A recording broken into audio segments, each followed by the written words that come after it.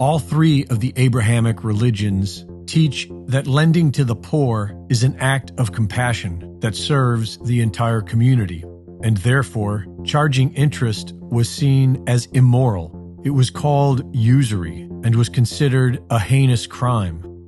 The Roman Empire allowed usury, but in 1179, the Catholic Church decreed that usury was forbidden. This law did not apply to Jews.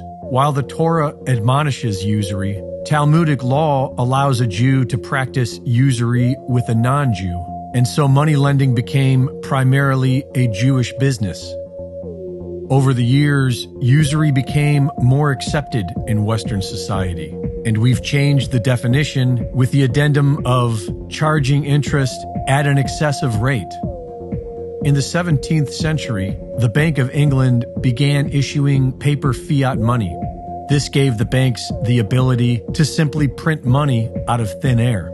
And for over a century, this was rightfully called out as fraud until it became public policy, known now as fractional reserve banking.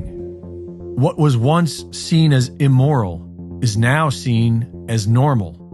Many assume that the financial loans given out by the banks are coming from savings they hold for their depositors. But this is not true. When someone takes out a loan, the bank creates new money out of thin air and then charges the person interest to borrow it.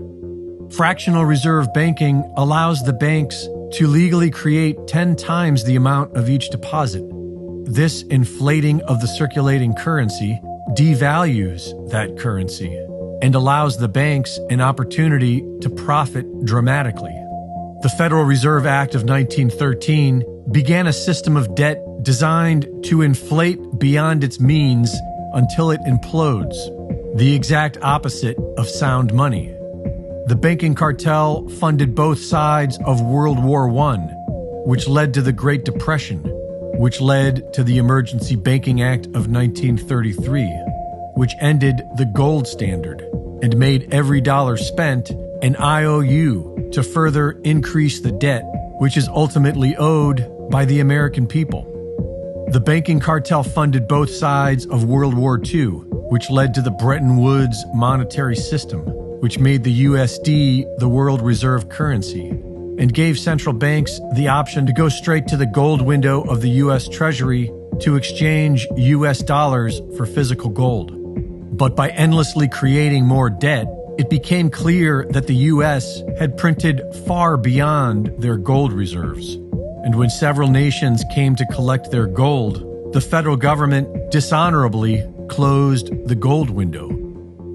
To maintain world reserve currency status, the US turned to its military, guns for hire to Saudi Arabia in return for the petrodollar, and war with any nation who threatens USD dominance.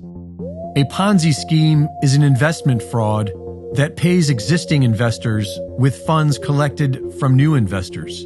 And that's what the bankers created. They profit exponentially off the people's debt. It was designed to collapse, and that's what it's doing now. All the markets are crashing, and the derivatives market alone is in the quadrillions, which is much more than the total financial assets of the entire world. There is nothing left to prop up the dollar. This Ponzi scheme is at its end. What that means is that the money you have in the banks will disappear. Everything will go to zero, and then we reset. How we do that will ultimately be up to the people. The banking cartel knows that the only way they can survive this collapse is to somehow convert everyone to an authoritarian CBDC. But without the people's trust, the banks will have problems with this. Many people will lose everything and will want nothing but justice from the old banking system. But many others will comply. Hard times are coming fast, and if we were smart, we'd prepare, let the big banks die, and create a banking system that serves we the people. Reporting for InfoWars, this is Greg Reese.